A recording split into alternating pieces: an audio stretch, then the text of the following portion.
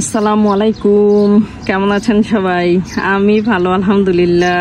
এখানে আমি মরিচের চারা উঠাইছি, তো এটা আমি নিজের হাতে তুলছি। তার আগের ভিডিও হয়তো দেখছেন আপনারা। এটা মানে নিজের গাছেরই মরিচ, শুধু এক জায়গা থেকে লাল হওয়ার পরে শুধু এখানে নিয়ে বসাই দিছিলাম।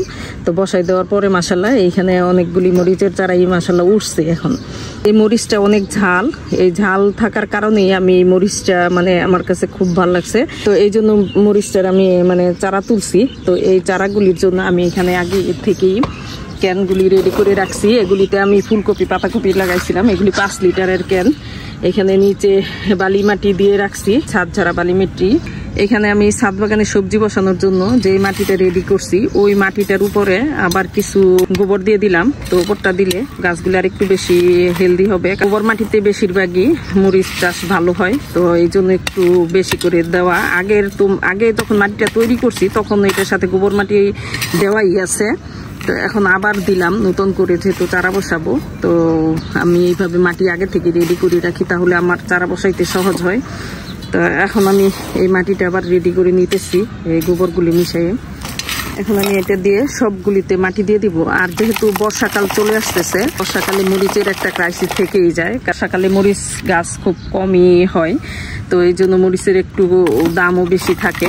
তো আমি এই জন্য বর্ষাকাল হিসাব করি অনেক করে বেশি করে মরিচ লাগাই দিতেছি। এখানে আমি প্রায় 10টার মতো ক্যান নিছি। এই 5 লিটার তেলের ক্যানেই মরিচের চারা যথেষ্ট পরিমাণ সুন্দর হয়। এর আগের বারও করছি, গতবার আমি ঠিক রাখতে পারি নাই। গতবার প্রচুর বৃষ্টি হয়েছে, আমি চারা ঠিক রাখতে পারি নাই। তো এবার দেখি কি হয়। তো এই চারাগুলি আমি এখন বসাই দিব। চারাগুলি যথেষ্ট পরিমাণ মাশাআল্লাহ বড় হয়েছে, বসানোর মতো। সবগুলি ক্যান এইভাবে রেডি করে নিছি, মাটিটা পুরি ভরে নিছি একদম। তো আমি এখন এই মরিচের চারাগুলি উঠাই নিব। বিসমিল্লাহ। আস্তে আস্তে করে মরিচের চারাগুলি উঠাই নিতে হবে। মরিচের গোড়ার মাটিগুলি একদম ঝুরঝুরে হয়ে আছে, তো এগুলি উঠাইলে হয়তো গোড়া থেকে মাটিগুলি পড়ে যাবে। এই জন্য আমি একটু অল্প পানি দিয়ে নিব। বিসমিল্লাহ। এখন তুলতে একটু সহজ হবে। প্রত্যেকটাতে মরিচের চারা এইভাবে দিয়ে দিছি। তো যেটাতে মরিচের চারাটা দুর্বল, ওটার সাথে একটা সবল চারা দিছি। যদি এটা একটা নষ্ট হয়ে যায় আর একটা টিকে যাবে, এরকম করে করে আমি কোনোটাতে 2টা করে দিছি। এটাতে একটা, যেহেতু এটা সবল দেখা যায়। তো এইরকম এই তো বিসমিল্লাহ। আমি প্রত্যেকবারই এরকম তেলের ক্যানে করি। তেলের ক্যানে এর আগের বার যখন 1400 টাকা কেজি হয়েছিল মরিচ, 1300-1400 টাকা কেজি, তখন আমার কাছে মাশাআল্লাহ অনেক মরিচ ছিল। এবারও যেন বর্ষাকালে আমার কাছে মরিচ থাকে, এই জন্য আমি মরিচের চারাগুলি আগে থেকেই লাগাই দিতেছি। পানি দেওয়ার পরে একটু করে টান দেওয়ার পরে উঠে গেছে। তো একটার সাথে আর একটা লাগানো আছে। এখানে আমি 10টা মরিচের চারা বসাইছি। তো 10টা মরিচের চারা কোনো জায়গায় 2টা করে, যে 2টা এটাতে 2টা এটাতে 2টা, আর কোনোটাতে যেটাতে একটু মরিচের চারাগুলি ভালো ওইটাতে 1টা করে বসাইছি। তো এর মধ্যে যা টিকবে, আর যদি 2টা যেখানে একটা যদি নষ্ট হয়ে যায় আরেকটা ফেলে দিব। তো এর থেকে বেশি আর বসানোর মতো প্লেস নাই। আবার কারণ আমি আরেকটা ঝালমরিচ, ওইটা আমার ছাদ বাগানেরই, ওইটা থেকে বীজ বসাইছি। ওইটা থেকে চারা উঠলে আবার আমি মরিচ বসাবো। তো আর এই যে এখানে এতগুলি চারা বেঁচে গেছে, এই বেঁচে যায় মানে নিজে চারা করলে আসলে অনেক চারাই বেঁচে যায়। তো এইটা একটা পজিটিভ দিক। আবার নেগেটিভ দিক হয়েছে, আমি যেহেতু ছাদ বাগানে, আমার কাছে একটা ঘাস ফেলতেও যেহেতু আমার মায়া লাগে, তো এই মরিচ গাছ ফেলতে আমার মানে অবশ্যই মায়া লাগবে। দেখা যাবে যে এইটার মধ্যে হয়তো বড় হইতেছে একসাথে, কিছুই করার থাকবে না, কারণ এই মরিচ চারাগুলি আমার ফেলতে ইচ্ছা করবে না। তো এখানে বিসমিল্লাহ একটু করে পানি দিয়ে দিব। এই তো আমার মরিচের চারাগুলি বসানো শেষ। এটা ছায়াযুক্ত স্থানে 5-7 দিনের মতো রেখে দিব। তখন সেট হয়ে যাবে, তখন আবার এটা বের করে নিব। আর এই চারাগুলি আমার বেঁচে গেছে। এখানে চন্দ্রমল্লিকা, আমার এই যে চন্দ্রমল্লিকার গাছ। তো এইটাতে আমি নতুন করে এগুলি বসাই দিছি, এই গাছ থেকে নিয়ে এসে।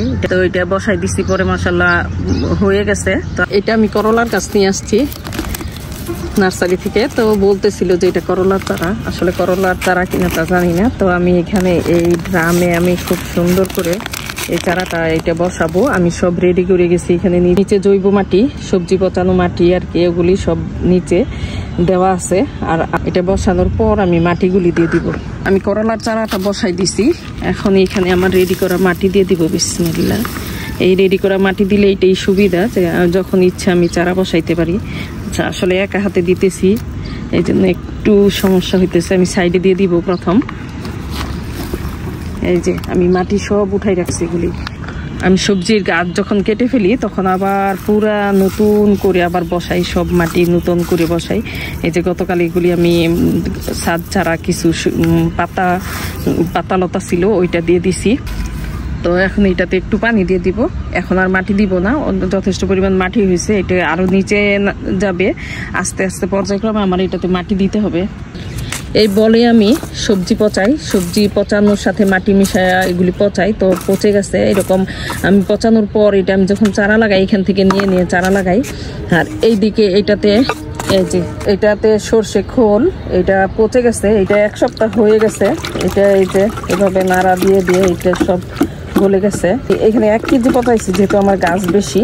তো এগুলি আমি খুব হালকা করে করে গাছে দিয়ে দিব। আর এটার সাথে এবার পটাশ দিছি, যেহেতু অনেক দিন ধরে কলার খোসা ওইভাবে হইতেছে না, আর সেই জন্য এটার সাথে কিছু পটাশ সার মিশাই দিছি যেন সব গাছে পটাশ পায়।